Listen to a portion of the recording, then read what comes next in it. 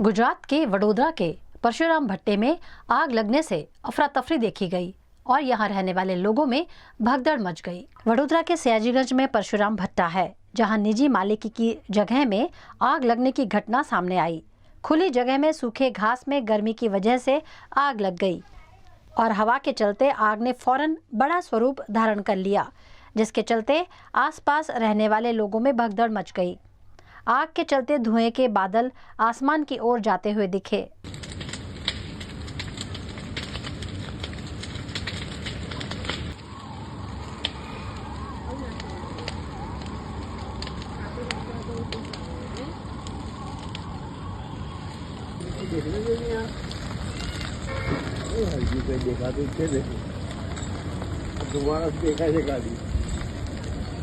घटना की